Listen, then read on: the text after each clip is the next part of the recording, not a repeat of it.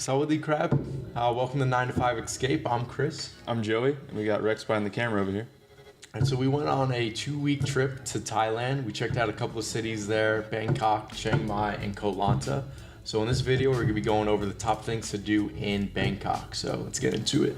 So the first place on our list to visit is Lumpini Park. It is the first and oldest park in Bangkok, and is actually named after, I think, Buddha's birthplace. This huge park, I'd kind of call it the Central Park of Bangkok, synonymous to New York or Manhattan's Central Park. Do you know how big it is? It's pretty big. Like, we walked it and I got tired. Yeah, there's I think a 2.5 kilometer trail or track that you can run around the entire place. They have a library there.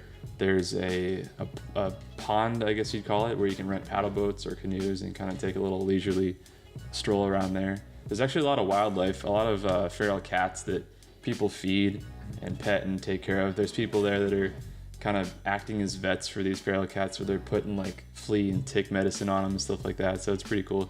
They have a lot of open areas where you can just go do, any kind of physical activity.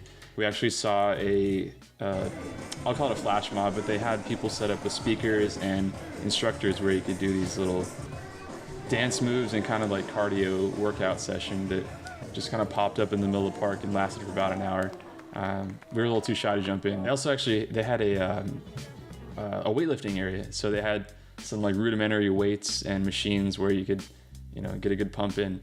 One of the benches had 2 tires attached to a bar, and I think Chris tried to bench it, and it was way too heavy. I couldn't even get it off. Yeah, it was like big truck tires too. They weren't like little passenger car or little motorbike tires either. We actually saw a lot of monitor lizards hanging out there. They're pretty big. I'd say 4 to 5 foot long. Yeah. Not quite a Komodo dragon size, but not quite your little, bearded dragon that you keep in your terrarium at home. So we walked around there, got a little bit of our own exercise, and kind of got away from the city life. It's surrounded by a lot of trees, a lot of greenery, and you kind of forget that you're in the middle of a city.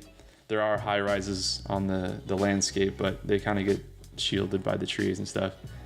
When we got done there, we were heading out, and everyone is just running out of there, like exercising, running. And they're all seemingly heading to like the restaurants nearby and the shops and stuff like that. So it's just cool to see that the locals and the natives just go there to exercise. And we were there on a weekday too, and it was pretty busy. The weather's always pretty nice there. If you go, kind of where sundown is, it's less hot, less humid. It was free to get in there, so anybody can just walk in as whenever they want. All right, so the second thing on our list was to basically check out all the temples around town. But I think unfortunately, I shouldn't say unfortunately, it was actually worked out pretty well. It was Buddha's birthday and his death day. It's a big holiday there in Thailand. But a lot of the palaces, like the Grand Palace and the different temples, were closed to foreigners. You also couldn't buy any alcohol. That too. At that was like public places like bars, they didn't sell any booze. Yeah, we were able to get into a few temples. I think the first temple we got to see was the Standing Buddha. It was this large gold leaf Buddha, very tall. Do you remember how tall it was? It's about 105 feet. Yeah, it was up there. So very interesting to see. The areas around these temples, they're kept very nice. You walk around, there's no litter anywhere, but there are a lot of people. So I think it's awesome that people do their part keeping the places clean. Can't wear your shoes either, so that helps out. Yeah, that too. I think, did they require us to wear elephant pants in Standing Buddha? No. So some of those temples you are required to wear your elephant pants. Basically, these cheap pants that you can buy, they're like 100 baht, like what, $3? Yeah. Anything that covers your knees, but we had shorts on because it's so hot there. Yeah. We just bought these $3 pants that we threw on. Yeah. Super airy, definitely recommended. Next one was the Temple of the Reclining Buddha. That one stood about... It wasn't standing. Sure. I think the length of it was like 140 feet, so pretty long. He was just kind of laying down on his side. Yeah, just there chilling. Head propped up on his hand. Yeah, but this thing was massive. Like, you go in, like, first of all, you could see it from the outside of the temple. And you're like, wow. And you just walk in, and just the entire monument, if you will, of Buddha, it took up the entire building. It's pretty crowded though. Big time. Yeah, there's just like groups coming in and out, and everyone's just wanting to get their picture taken with it. They had little like enclaves you could go in because they had all the pillars blocking it off, but you had little enclaves you could peek your head in and see the whole thing, and people were waiting in line to get pictures there in front of it and stuff like that. Right. Which, since the thing is so long, it kind of worked out because there's so many different spots to take your picture with, so that worked out really well. And just the amount of detail that goes into these temples, it's just amazing. Like every square inch of the place is covered in either like a tile or it's gold leaf or whatever. I think on the reclining Buddha you could see all the little squares of gold leaf positioned on it, so I don't know if someone like hand placed it on there, but it was pretty immaculate. Yeah. And then even like on the bottoms of the feet of the Buddha, it's just completely decked out with scriptures and what have you. That was about, I think it was like 200 baht to get in there. Yeah, 200 baht. More popular ones you have to pay for. Right. And 200 baht is roughly like what? $6, $7. So you're not breaking the bank with that. So the next one we checked out, this was actually my personal favorite, was Temple of Dawn. That's Watarun. Cheaper to get in. It's about 50 baht. And that temple or monument, they had a bunch of spires and completely decked out in tiles, like very colorful, and I think it's pretty nice to see at night. Unfortunately, we didn't stay that long, but I guess they just have like a lot of different lights and good scenery to see. We'd recommend going across the river from it because it's on the river, seeing at night, and eating dinner across from it because you can sit there and see out from it. If you Google pictures of it, you can see it's just all shiny gold and a huge spotlight. Yeah. It wasn't too crowded actually. That one was actually the least amount of people I saw at these temples. So, take your time there and walk around. I think the weather was really nice that day. We actually had a ferry across the river, so that may have attracted some people from going. Right, but again, taking that ferry was super easy to do, super cheap. It was $1, I think. Yeah, $1. So definitely recommend doing that. It's just a good experience. You get to learn about Buddha and all that. Tons of Buddhist temples. Like you can just roam around the city and they'll be positioned anywhere, like on every block basically. These extravagant, structures and sculptures and paintings and any handmade object basically. Right. I definitely recommend taking your time walking around. There's a lot to see, and I think you'd enjoy it. Third thing to do in Bangkok is to get yourself a tailored suit. It is insanely cheap and you get a really good product out of it. They always say you get what you pay for, but we paid a small amount of money and got something that was really good quality. Almost I think the best suit I own, and I own a few of them. They do have dresses out there for some of you ladies. We'll be releasing another video to explain how, where, tips and tricks on buying your suit. So stay tuned, subscribe to the channel, hit the bell notification button down below, and we will update the description down below as well with a link to that video. So the fourth thing on our list was to check out the Chao Phraya River in Bangkok. It's basically a river that goes around the entire city, and I definitely recommend doing that. You go on a longtail boat. Yeah. It's basically a V8 strapped to a boat with a prop on it. Very long canoe with that size of an engine. I'm sure that thing could boogie, but our driver didn't test the max. But definitely recommend doing that just because you get to see a lot of the city. And I thought the buildings that surrounded the river were beautiful, like the architecture of it and very colorful buildings. I think the river kind of does a semicircle around the city, so you see virtually half the city. Right. So, and it's not entirely like skyscrapers and stuff like that. You actually do see some homes that are on, riverside here, and kind of, I know we saw some locals kind of, going about their daily tasks. Yeah, it seems kind of like rough living on the river, but they're out there swimming or just cooking food or hanging out outside on their porches, which is on the river. To me, that's pretty cool. But yeah. And you get to see some other longtail boats go along with you. And along the river, there were some, were they locks? Yeah, lock. Yeah, so basically they're changing the elevation of the river. I'm sure it's just not level terrain there. So that was actually kind of interesting to see. I've never been in one of those water locks before. So definitely an experience. Though the water conditions, it was a little choppy when you got into the open watered areas. When all the other boats are going by. There's so many boats going up and down that river, so the water wasn't the cleanest. I think there was some discharge of wastewater and stuff like that. Yeah, I think there's been some problems lately with like residents and factories and businesses just dumping wastewater into the river. So, Right, so- there probably aren't environmental standards there like there are here in the States. Very true. Our cameraman Rex definitely got splashed. Like he got wrecked by. We got some footage of that.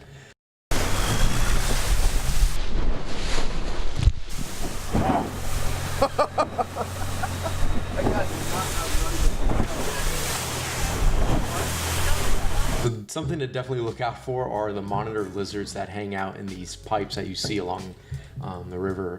They're pretty large. I know I got some pictures of them. They're just hanging out, chilling, pretty much. Yeah. Kind of like the ones we saw in the park, basically. Yeah, exactly. I think they live in the sewers and the storm drain systems. Right. I don't know what they eat in there, but They're eating something. They're big. radioactive. Yeah. The fifth and final thing that we would recommend you to do in Bangkok is go to the Grand Palace. It's very touristy, it's very crowded, but it's probably the coolest thing there in my opinion. It's a huge complex where I believe the kings used to live. No longer does, but they still have like formal ceremonies for like military type things or, you know, I don't know, any political people, but there's tons of buildings there, a lot of temples. Everything's just intricate, gold plated like the other temples. Tons of like hand placed mosaic tiles through these structures that are, you know, 40, 50 feet tall. I think the square footage of the entire place was ginormous. Like, Yeah, it probably took up a couple square, I don't know, kilometers maybe? Yeah. Like it was pretty big. And we couldn't even go through all of it because some of it was restricted. They even had like, you know, the guards they have at, in London. yeah, what's that place called? Uh, Buckingham Palace? Buckingham Palace. Yeah. Like that, they stand there and people were up there taking pictures and stuff with them as, I don't know, I thought it was kind of rude, but whatever, they let them do it. They didn't shoot him or stab him with their bayonets or anything. I think they were good sports about it. Yeah. They were doing like a little marching procession while we were there and people were trying to record it, but they were, you know, snuffing that out pretty quick. Yeah. But yeah, a lot of tourists actually. So just watch where you're walking because you'll be bumping into someone. Recommend definitely bringing some shoes that are easy to slip off because you'll be in and out of temples taking your shoes off. Buying those elephant pants if you're not wearing any pants. Before you walk in the Grand Palace, you can actually buy the pants or any kind of covering shirt if you're like a lady wearing some spaghetti straps or a thinner shirt, but you have to have your shoulders covered, your knees covered, and most places, like I said, you can't wear shoes. Again, yeah, there's a lot of tourists there taking pictures, so try to be courteous if not jumping in through photos. I'm sure I was in a bunch of other people's photos, but I did the best I can, but you just cannot avoid it. Everyone's taking pictures left and right, every which angle, because there is so much to see there.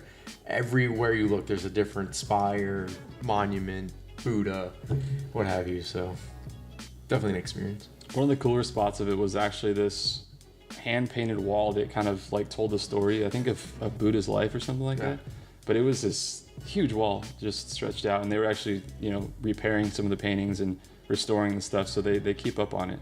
Oh, for sure. Yeah, the areas were totally maintained to the max. It's very, again, clean. None of the buildings look rough at all. I think the biggest thing is that their littering fee is pretty high, so Yeah. people are afraid to do it.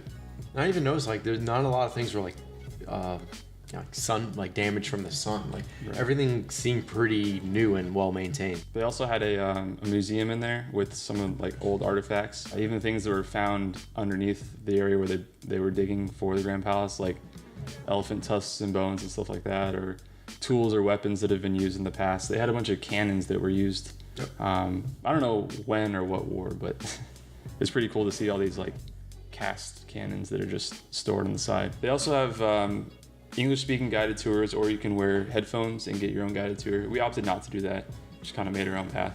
But yeah, check out the Grand Palace. Remember, just be respectful. It is a religious place of worship sometimes, so stay quiet. I think, you know, they have signs up for everything you should or shouldn't do when taking your shoes off, you know, when you shouldn't speak or when you should sit down inside the temples. So just be respectful. Since it's so touristy, the price is a little higher to get into the Grand Palace. It was 500 baht, which is still, what, $13-14, something like that? Yeah, something cheap. And only foreigners pay that. Oh, that's right. Yeah. Locals get in for free. I understand that. And yeah, foreigners pay that 500 baht. Yeah. So. I think one of the cooler things was they have these gongs that you can like rub with your hands, and it resonates and makes this really deep, like droning sound. Yeah.